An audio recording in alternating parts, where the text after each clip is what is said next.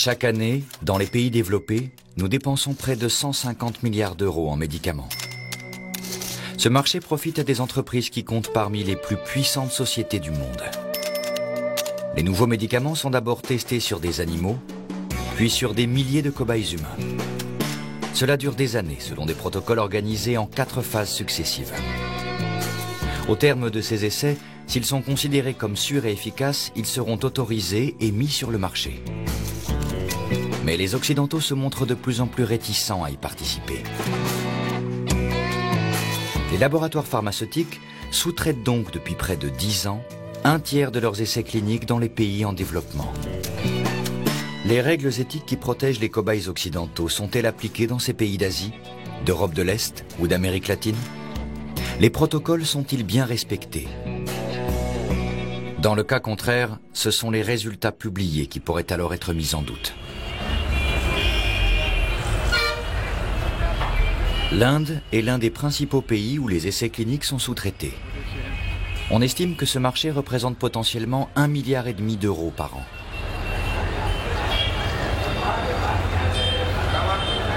Et lorsque de tels profits sont en jeu, la protection de celles et ceux qui testent les médicaments n'est peut-être pas la principale priorité.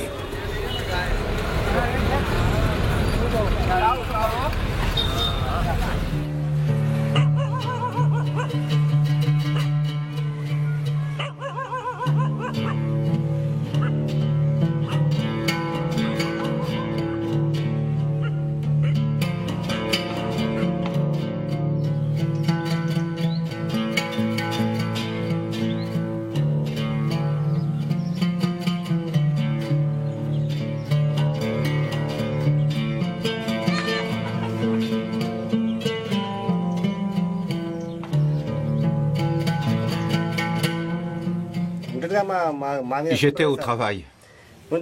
Mon chef m'a tendu le téléphone. Je l'ai pris et j'ai écouté la personne à l'autre bout du fil. Elle m'a dit « Votre fils a été empoisonné ». J'ai répondu « Comment ça empoisonné ?»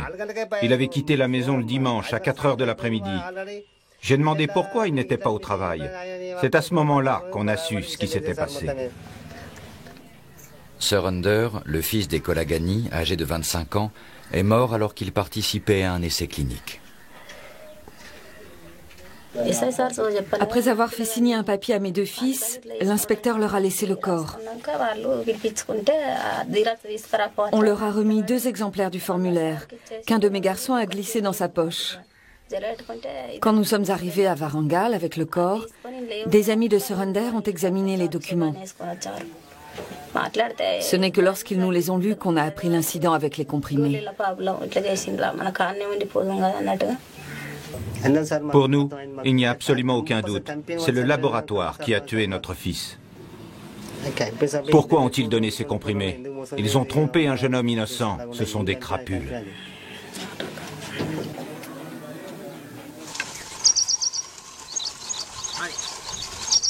La famille et des activistes locaux ont interrogé la société qui a mené l'essai sur Surinder, GVK Biosciences, au siège social situé dans la ville d'Hyderabad.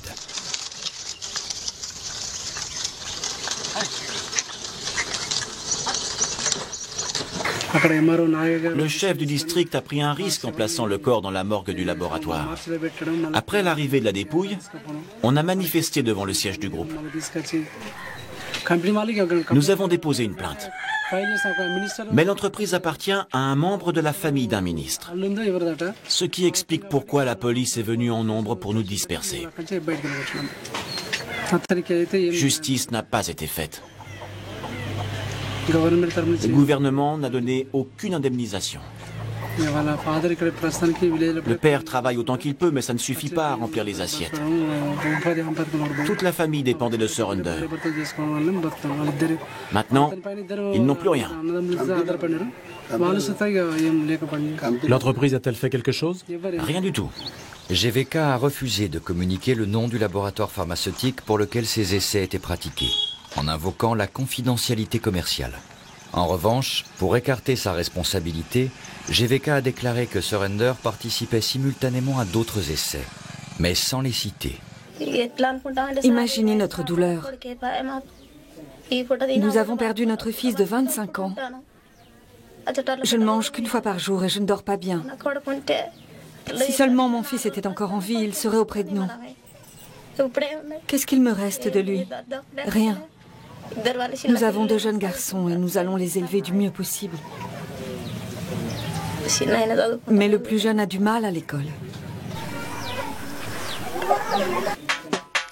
కోటి ఆశలతోటి ఓ కొడుక నిన్నాని పల్లెటూరి నుండి పట్నాని కంపితే పల్లెటూరి నుండి పట్నాని కంపితే జంతుల్ని సంపితే నేరము ఈనాడు శిక్షలు వేస్తుండ్రు జైలు కంపిస్తుండ్రు శిక్షలు వేస్తుండ్రు జైలు కంపిస్తుండ్రు మా బిడ్డ ప్రాణాలు హంత కన్నీనమా మా బిడ్డ ప్రాణాలు హంత కన్నీనమా బొందితోనుండంగా బొందలో పెడుతుండ్రు బొందితోనుండంగా బొందలో పెడుతుండ్రు మందుల్ని మాకుల్ని కనిపెట్టి కాసుల్ని మందుల్ని మాకుల్ని కనిపెట్టి కాసుల్ని కోట్లల్లో ఆర్జించే వ్యాపారులీనాడు కోట్లల్లో ఆర్జించే వ్యాపారులీనాడు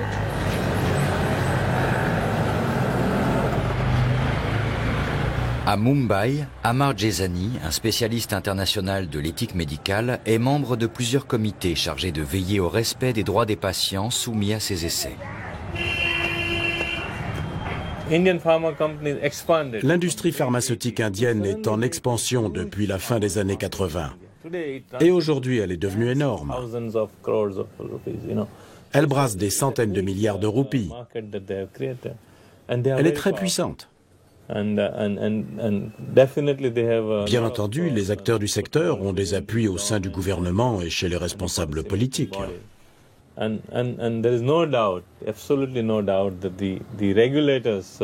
Il ne fait aucun doute que les organismes censés réguler les entreprises pharmaceutiques sont à la botte des industriels.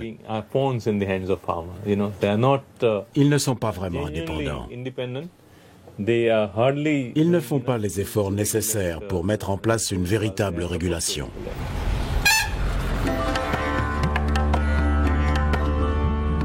L'industrie pharmaceutique veille à bien garder le secret autour des essais cliniques.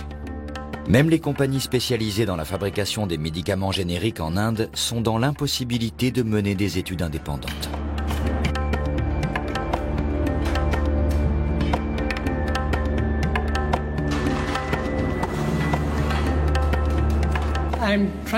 J'essaie d'enregistrer une demande de droit à l'information. En Inde, une loi permet de demander des comptes au gouvernement. Je cherche des données sur la nature des essais cliniques conduits dans le pays. Même s'il existe un registre clinique national, le grand public ignore quel type de tests sont effectués en Inde et qui les commande. D'après mes informations, entre 800 et 900 essais cliniques sont actuellement en cours, mais seuls 150 sont inscrits au registre. Les 650 restants ne figurent nulle part et personne ne sait en quoi ils consistent.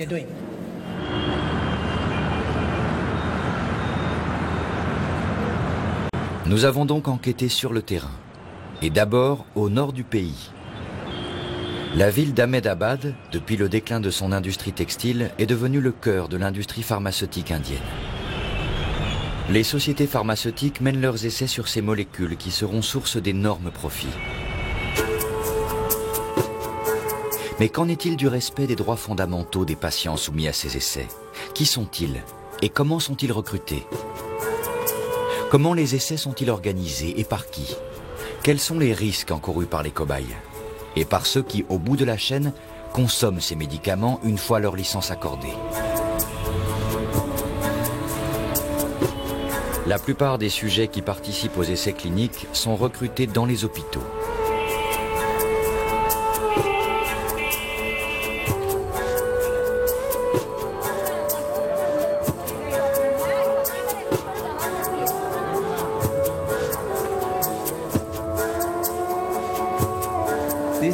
Voici le bâtiment principal. C'est le service de médecine générale.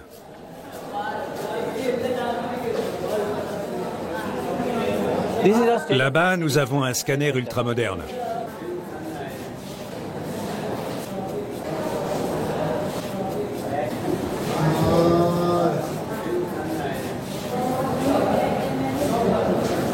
C'est ici. Voilà le scanner dernier cri. Le moniteur est là.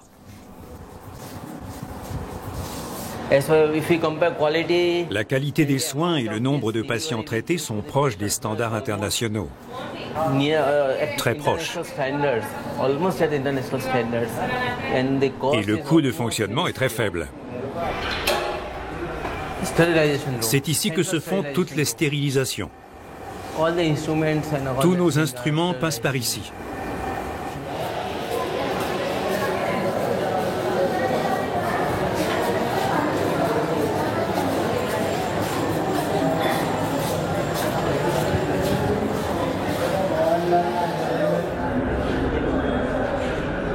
Dans les bureaux et les couloirs de l'hôpital, nous avons rencontré de nombreux représentants des laboratoires pharmaceutiques. Que viennent-ils offrir aux hôpitaux pour y être si présents? L'administrateur, à ce moment-là, semblait embarrassé. Inutile de filmer ça. Qu'est-ce que vous faites? Je réceptionne des médicaments. Il y a des patients pauvres ici et tous ces médicaments sont gratuits pour eux. Voilà. Mon bureau est à côté, mais comme je suis pressé, je fais ça ici.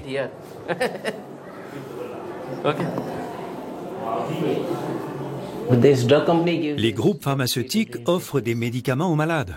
Les essais thérapeutiques respectent les normes internationales, tout comme la sélection des patients.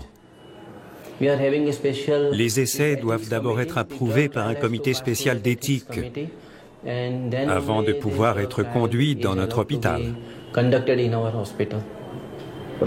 J'imagine que les médecins et les patients sont heureux de pouvoir tester ces nouveaux médicaments, n'est-ce pas?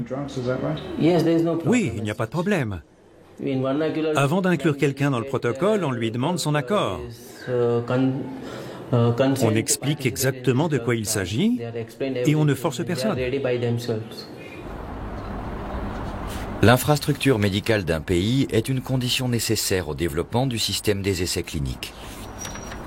Chandra Gulati est un ancien responsable de l'Organisation mondiale de la santé. Il édite aujourd'hui les principales publications pharmaceutiques indiennes. Les entreprises pharmaceutiques ne vont pas au Maroc, en Somalie ou en Éthiopie parce que les cobayes seuls ne suffisent pas à faire une étude. Il faut des hôpitaux, des chercheurs et des laboratoires. À quoi bon aller dans un endroit où tous ces éléments ne sont pas rassemblés? C'est pour cette raison que des pays comme l'Inde sont en haut de la liste. Les médecins chefs de service sont l'un des rouages essentiels du système des essais cliniques.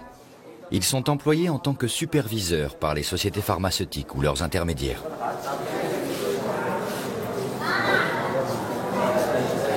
Le docteur Jay Karnani, à l'hôpital d'Ahmedabad, est l'un d'entre eux. Ça a l'air normal. Il n'y a rien à ajouter. Tout semble en ordre. En tant que consultant à l'hôpital, le docteur Karnani a accès à plusieurs milliers de patients, qui constituent un réservoir quasi inépuisable pour les essais cliniques.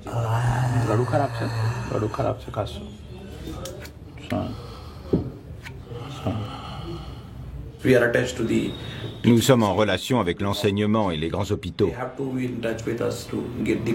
L'industrie a besoin de nous pour trouver des sujets pour les essais cliniques.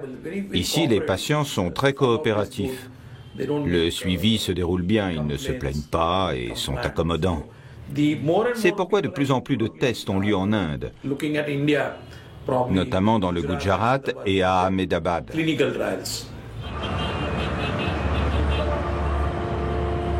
Les sociétés qui emploient le docteur Karnani, ainsi que les autres superviseurs d'essais cliniques, sont appelées les CRO, Contract Research Organization. Sociétés intermédiaires privées, ce sont elles qui mènent les essais pour le compte des grands groupes pharmaceutiques, qui n'apparaissent ainsi jamais au grand jour. L'un des plus importants CRO d'Ahmedabad est Synchron, qui se développe actuellement à l'échelle internationale.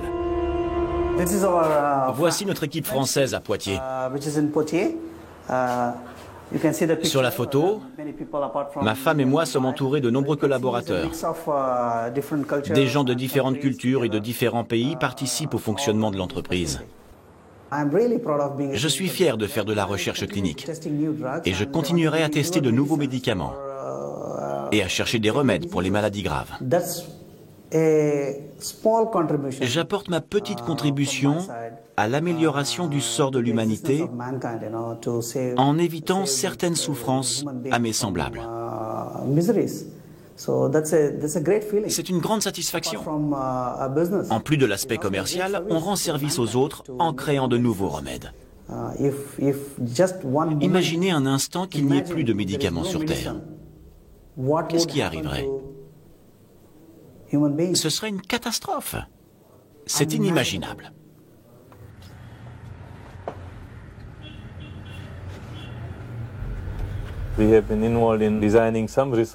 Nous essayons de comprendre comment fonctionnent les CRO, les organismes de recherche sous contrat en Inde. Mais on ne connaît pas leur nombre. On ignore d'où ils viennent, qui les dirige, d'où proviennent leurs fonds, quels sont leurs objectifs et comment le travail est réparti entre les laboratoires pharmaceutiques et ces organismes. On a très peu de données pour le moment. Il n'existe aucun registre nulle part. On récupère les informations là où on peut, sur Internet ou en écoutant ce que nous disent les gens. Pour l'instant, tout ça reste mystérieux. C'est très opaque. Même si une certaine opacité règne sur les CRO et sur la façon dont ils mènent les essais, certaines sociétés comme Synchron sont néanmoins accessibles. Nous avons rencontré un personnage très influent, propriétaire d'un laboratoire pharmaceutique et d'un CRO.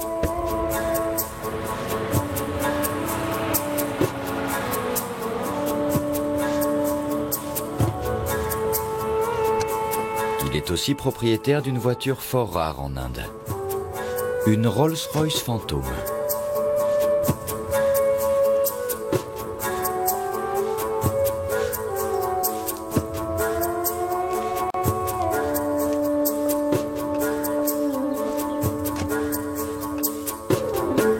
Imradavan Modi est une personnalité importante de l'industrie pharmaceutique indienne. Il a commencé son métier dans sa cuisine en 1952 et a bâti l'une des plus grandes sociétés pharmaceutiques du pays. Modi a été l'un des instigateurs de la législation qui a permis aux sociétés indiennes de copier les médicaments brevetés et de fabriquer les médicaments génériques qu'elles exportent massivement.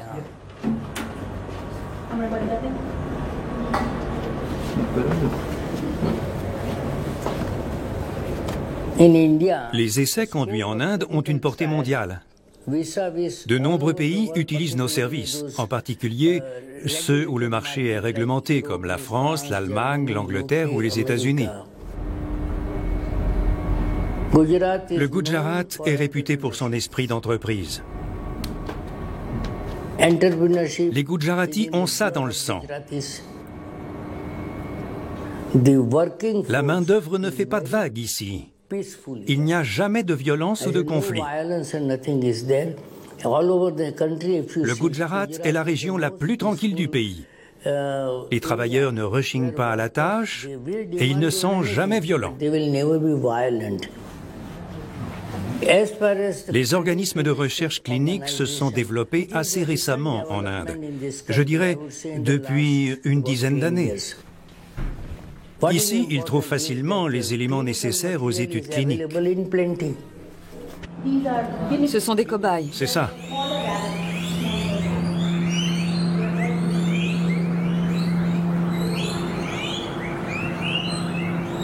Ils sifflent. Oui, ils sifflent. C'est parce qu'ils ont peur de nous.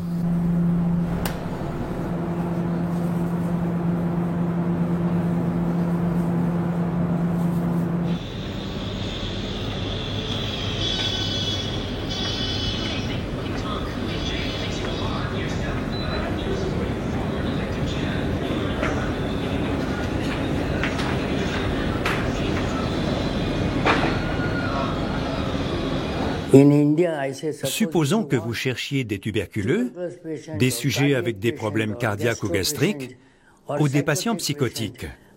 Dans les pays occidentaux, vous aurez du mal à en trouver quelques centaines. Ici, il y en a des milliers. Voici l'espace détente pour les volontaires. Comme ils passent parfois 24 ou 36 heures avec nous, il faut de quoi les distraire. Mais en même temps, il ne faut pas qu'ils fassent des activités trop physiques. Donc, nous mettons à disposition des jeux de société. Ils peuvent également s'asseoir et regarder la télévision. Cette pièce sert aussi de salle à manger à l'heure des repas. En résumé, les volontaires peuvent passer le temps ici s'ils s'ennuient. La clinique se trouve là-bas. La nourriture qu'on leur donne est contrôlée. On la sert là-bas.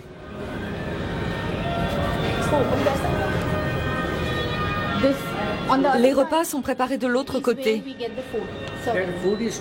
Leur alimentation est surveillée de près. La trappe ne s'ouvre pas de l'extérieur.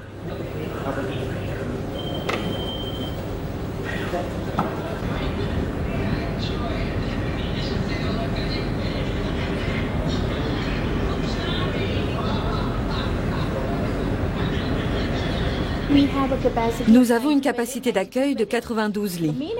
Ce genre d'infrastructure présente un avantage. Si une expérimentation nécessite des hommes et des femmes, nous pouvons les séparer et mener l'étude en parallèle sur les deux populations. À cause du nombre de patients disponibles et des faibles coûts, les CRO se sont fortement développés en Inde en l'espace de 10 à 12 ans. Vu les économies réalisées et les résultats scientifiques obtenus, le monde entier se tourne vers notre pays pour effectuer ses travaux. De mon point de vue, les CRO sont des entités dangereuses, rongées par la corruption, pour la raison suivante. Quand un laboratoire veut faire des essais cliniques, il rassemble une équipe de 1, 2, 3, 4 ou 5 médecins. Que font les CRO? Ils approchent d'abord un grand nombre de médecins dans un grand nombre de spécialités. Et une fois qu'ils ont un client intéressé par tel ou tel groupe de médecins, ils les contactent pour conduire l'étude. Donc, des liens étroits se tissent entre les CRO et les chercheurs. C'est en cela qu'il y a un risque.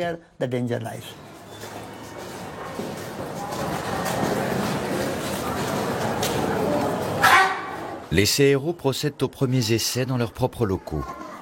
Mais lorsque leurs clients, les grands laboratoires pharmaceutiques, ont besoin de milliers d'autres sujets pour mener les essais cruciaux de la phase 3, sur la base desquels les autorisations d'exploitation sont octroyées, l'accès aux hôpitaux devient nécessaire. Voici notre unité de soins. Soins intensifs pédiatriques post-opératoires. Ces patients sortent tous d'une opération. Les laboratoires prennent en charge certaines dépenses de l'hôpital. Les patients en profitent puisqu'ils bénéficient de traitements et de médicaments gratuits pendant un certain temps. Il n'y a que des avantages. De leur côté, les chercheurs peuvent utiliser certains de nos appareils et de nos ordinateurs, ou se faire aider par une partie du personnel pour effectuer leur travail. Ça fonctionne comme ça. Les CRO gardent le secret sur les essais qu'ils organisent et sur les cobayes qui y participent. Ils refusent de dévoiler leur identité. Ils nous disent que tout doit rester entre le laboratoire et nous. Nous ne pouvons divulguer aucune information.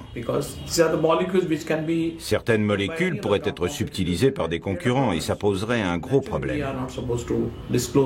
Nous sommes tenus au secret par une clause de confidentialité.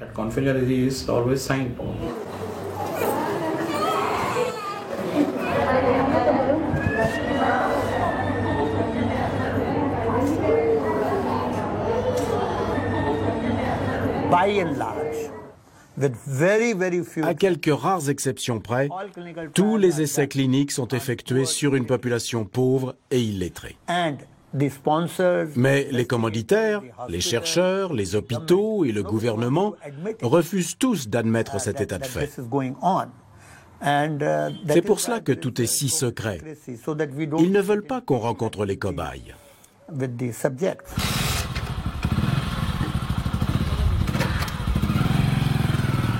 Il est donc impossible de rencontrer les personnes soumises à des essais dans les hôpitaux.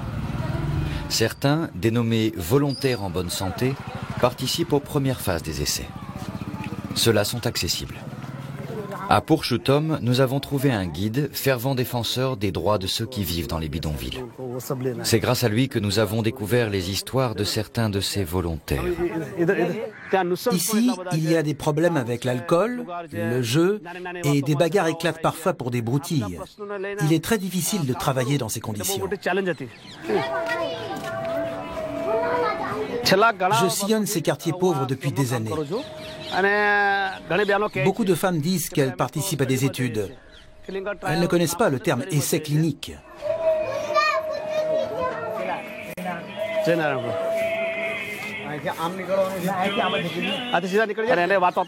Nous sommes face à un grave problème de société, mais personne ne tente de le résoudre. C'est une question sensible parce qu'elle touche à la dignité des personnes.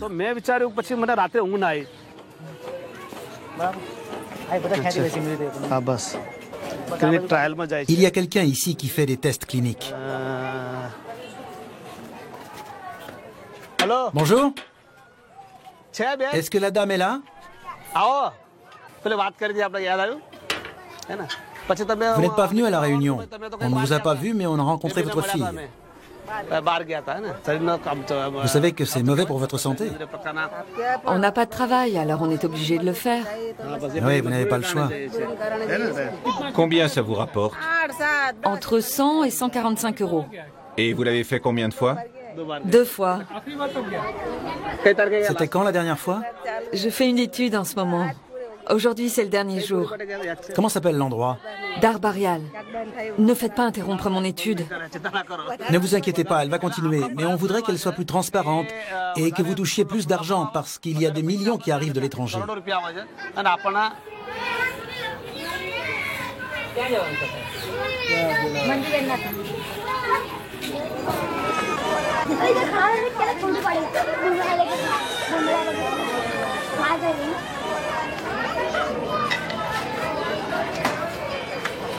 Regardez comme ces gens travaillent dur. Ils passent leur journée à découdre des sacs.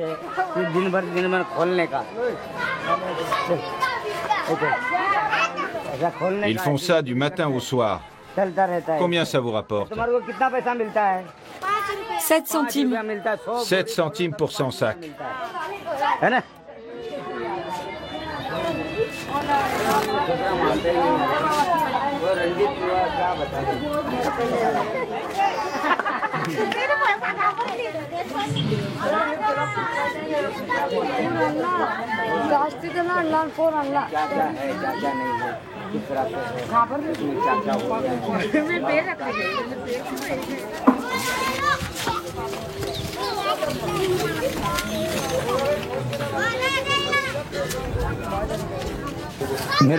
Ils m'ont choisi parce que, selon eux, j'avais un problème respiratoire.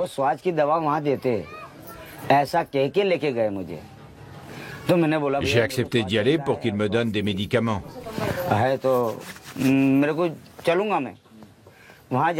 Là-bas, ils m'ont planté une aiguille dans le bras et m'ont pris 5-6 millilitres de sang. Ensuite, ils m'ont mis un pansement, puis on est parti à l'hôpital pour faire une radio et d'autres examens. J'ai dit au médecin, vous m'avez prélevé du sang. Est-ce que vous allez me donner les résultats des analyses? Il a refusé. Quand j'ai demandé de quel groupe sanguin j'étais, on n'a pas voulu me répondre. Même ça, on ne pouvait pas me le dire. Un jour, j'ai pris mon courage à deux mains et j'y suis allée. On m'a pesé et mesuré. J'ai fait une prise de sang, des analyses d'urine et une échographie. On m'a donné 1,50 € pour les frais de déplacement. Plus tard, on m'a appelé pour me dire que j'avais réussi les tests. Et j'ai fait une première étude qui m'a rapporté 110 €. C'est la société BA qui m'a payé. Comme on n'a pas de travail, on n'a pas d'autre choix. On est obligé d'y aller. Beaucoup de femmes du quartier sautent le pas. De plus en plus de gens se portent volontaires et on les presse comme des citrons. Les responsables de ces études n'emporteront pas leur argent dans la tombe. Alors ils devraient se montrer plus généreux. Pourquoi sont-ils si avares?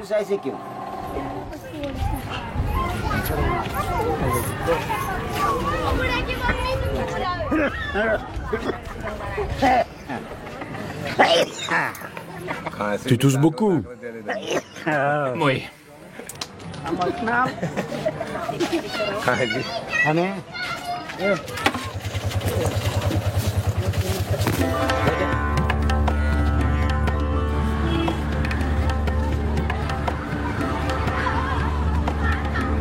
Le fait de participer à des essais leur donne accès à des médecins et à des médicaments dont ils ne pourraient pas bénéficier autrement.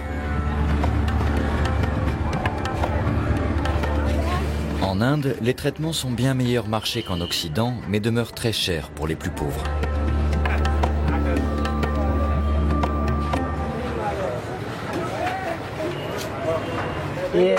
Voici notre pharmacien.